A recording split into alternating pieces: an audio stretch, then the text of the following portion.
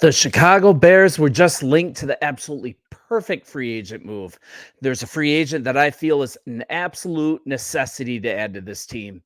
And I'm also sure GM Ryan Poles, he isn't done here yet. And I think bringing back defensive end Yannick Ngakwe, it's an absolutely perfect move. And the risk of this move is almost zero. And media outlets are picking this up left and right. A little bit of momentum is building to get Yannick Ngakwe back in Chicago. And I want to talk a little bit about him here. Ngakwe, he's bounced around the NFL over his 8-year career. He's spent time with the Jags, the Vikings, the Ravens, the Raiders, the Colts, and yes, last year, the Bears. Chicago, though, they have one major edge commitment on the books in the form of Montez Sweat. He posted a career high 12 and a half sacks last year, including 6 with the Bears, the rest of them with Washington. But on top of this, a veteran addition, he could see notable playing time this year in Ngakwe. He's best suited for a complementary option. He specializes on third downs, and that's a role he could fulfill on a new Bears contract. I'd say Poles, he also had a masterclass showing in the draft this year. I think you'd agree. He netted the consensus best quarterback prospect in years in Caleb Williams. It's going to be so much fun watching this offense. We got possibly the best receiver in the whole draft in Rome Odunze, 2 great prospects at offensive line and defensive end. And I'll contend Austin Booker is the player that made this draft. It's just such a good pick for us.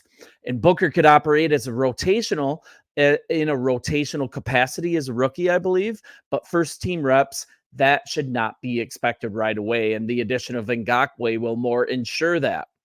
So as things stand, veteran DeMarcus Walker, he's in line to start opposite of Montez Sweat on the right side. Walker's on the books for 2 more years at cap hits of 8.6 and 5.9 respectively. And he posted 3.5 sacks last year. That's kind of underwhelming. It leaves plenty of room for improvement in that department moving forward.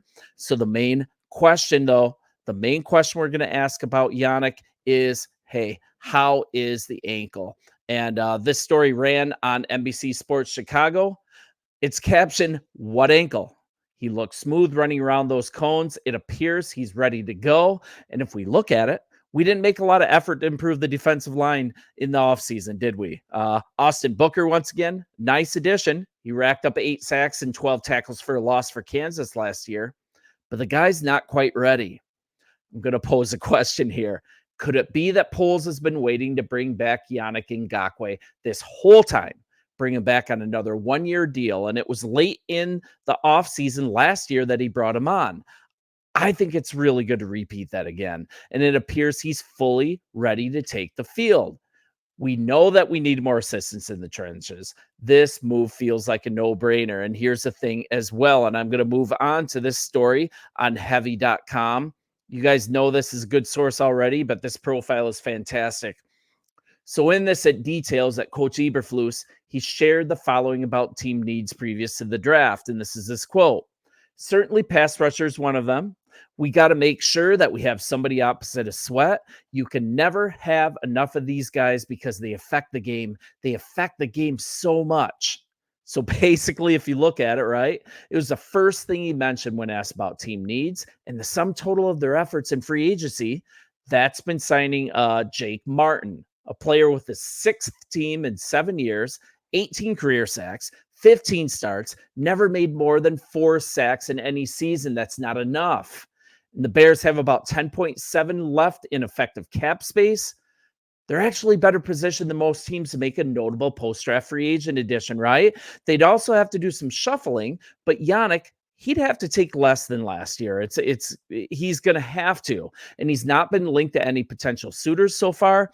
It'll just be worth watching to see if the Bears pursue a reunion, but it's kind of looking like they are already. Usually when there's smoke, there's fire with these things, and a lot of media outlets are picking this up. So let's go to another source, the Athletic's Adam Johns. He writes that, quote, "Wouldn't be surprising if Ngakwe was brought back on a low-cost agreement."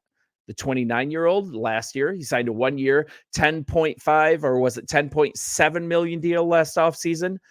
But this injury that he had, it's going to hinder his market value this time around. His price is not going to be 10 mil. We can handle this cost. And another great fit, if this doesn't work, another great fit would be, I'd say, Dolphins defensive lineman Emmanuel Ogba. Nice fit for the Bears scheme. He's 6'4, 275, 42 and a half sacks in 8 years, and 41 tackles for a loss. He also played last year for only $4 million, so he might be another choice as well. Another pivot if we pursue an alternative, then that would mainly be if Ngakoue. He won't come down on his contract demands. Enough said on that, but let's ask another question. Why Yannick Ngakoue? We had him last year. We didn't re-sign him. Why now? We already know the guy, right?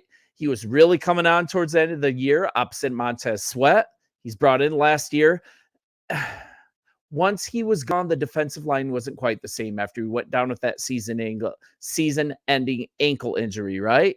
He's fully familiar with this D. He could hit the ground running as a situational pass rusher at worst. At best, he could start if the medicals clear out, if he's back to his old self.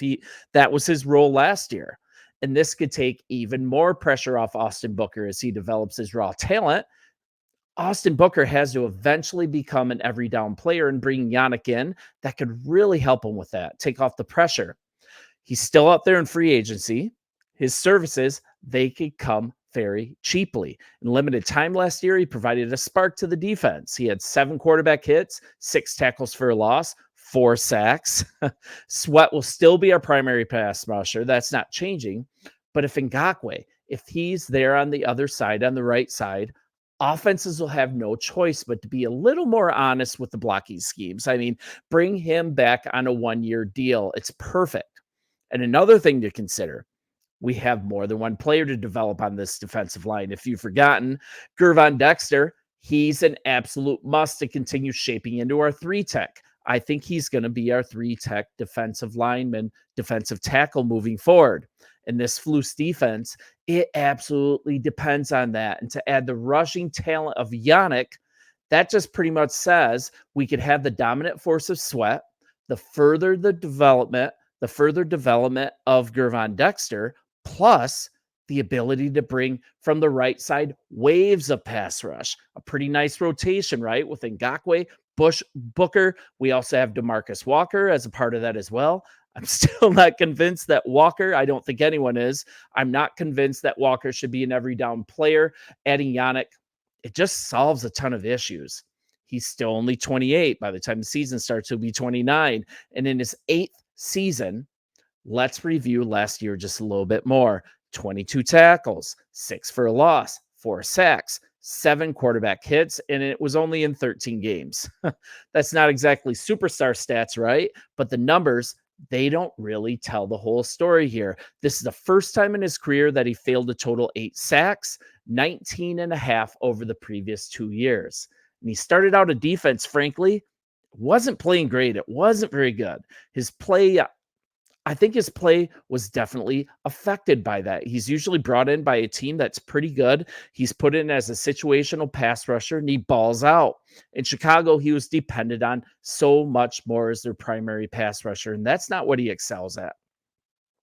So we're going along the year. Then something happened, right? We got Montez Sweat. It was at the same time that the defense was starting to go on an upswing. The pass rush was greatly improved, and Yannick was a huge part of that ascension. The defensive line was ascending until the injury. It sidelined him last year. And it would have been fun to see, right? I would have loved to see a full year of him paired with Montez Sweat, see a full season of that.